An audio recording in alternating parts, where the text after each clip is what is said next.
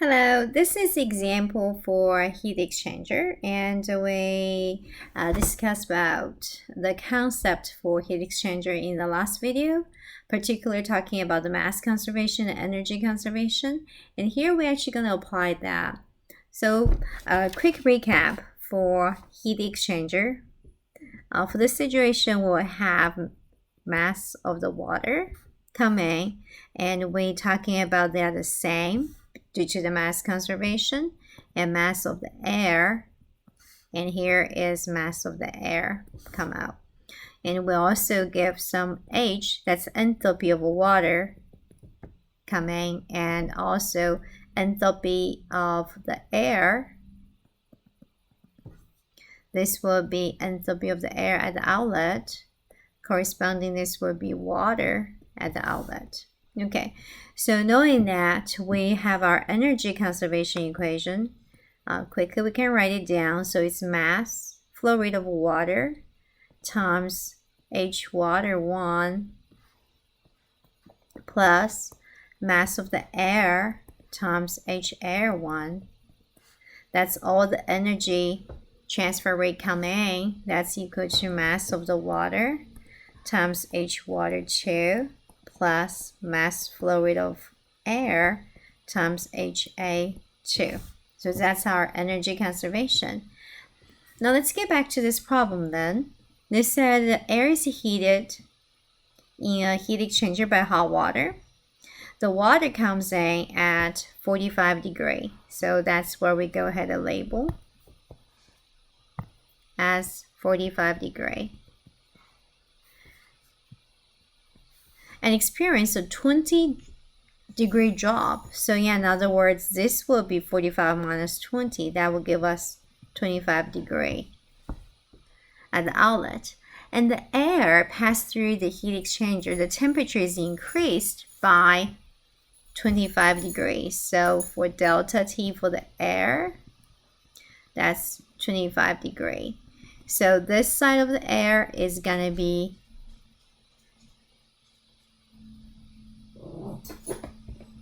25 degrees less than this side, right? Okay, so determine the ratio. So they want us to find the ratio of the mass flow rate of the air to the mass flow rate of the water. So we want to find the mass flow rate of the air over mass flow rate of water. Okay. All right. So how do we solve any heat exchanger problem? We have our energy conservation equation here, and let's see, can we find HW1 first?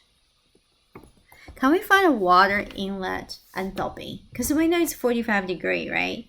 And you know it's at ambient pressure.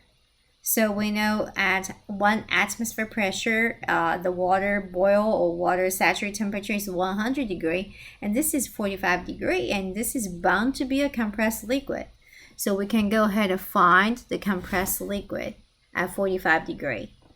And we already know, like, for the compressed liquid table, the lowest pressure they have is 5 megapascal.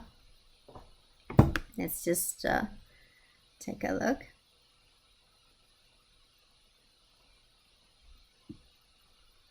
Right? So for compressed liquid, the lowest pressure is 5 megapascal. And this one is 1 atmosphere pressure. That's about 100,000. So that's like a 0.1 megapascal. So how do we normally do? We go ahead and approximate. So that's going to be using the saturated liquid at this particular temperature, 45 degrees, to approximate.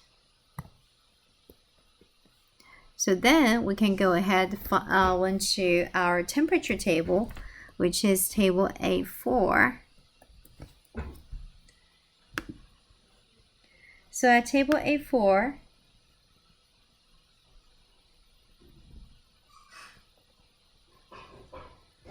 at 45 degrees, we'll find our HF, which is 188.44. That's kilojoule per kilogram. So we get H water, enthalpy of water for the inlet.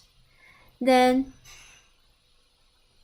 can we find about the outlet water enthalpy? We use the same logic, using saturated liquid at this particular temperature. Now it's 25 degrees to approximate, and table A4.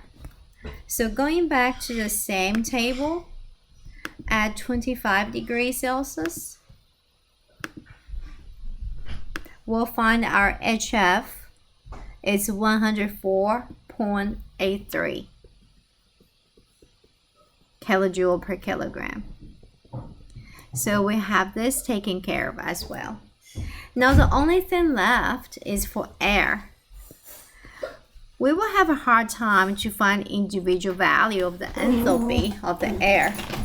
However, we can find the difference between them because we know the topic of finding delta H for ideal gas. Air is considered as ideal gas. So if we can find HAir2 minus HA1, that's basically delta H for air. We know there are 3 different methods we normally use. One is going to be using table A17, ideal gas table, which means finding the enthalpy for each individual temperature. Well, looks like this will be out because we don't know the temperature coming in and out. We only know the difference. The temperature increase is 25 degrees. So the second method we could use is using delta H equal to Cp at 300 Kelvin times T2 minus T1. Looks like this method will work. I think we'll go with that. So delta H at Cp at 300 Kelvin, what would be the value for that? So we're going to go to table A2, A.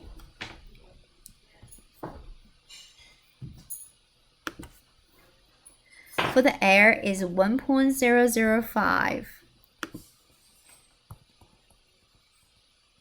right? Then times T2 minus T1, and T2 minus T1 is the temperature increase of the air is 25 degrees Celsius. Okay, and that increase basically means a change in temperature. That means 25 Kelvin as well, right? So now we can go ahead and write down that's going to be equal to 1.005 Cp times 25. That will give us 1.005 times 25, 25.125, and the unit will be kilojoule per kilogram. That's our delta H. Now we can go ahead, put back to our energy conservation equation. We do not know the mass flow rate of water, but we do know H water inlet, the mass flow rate of air. Then here, what we could do, actually leave this to the right-hand equation. So we're going to go ahead and write down equal. So we're going to combine those two terms. So we'll have mass flow rate of air, then HA2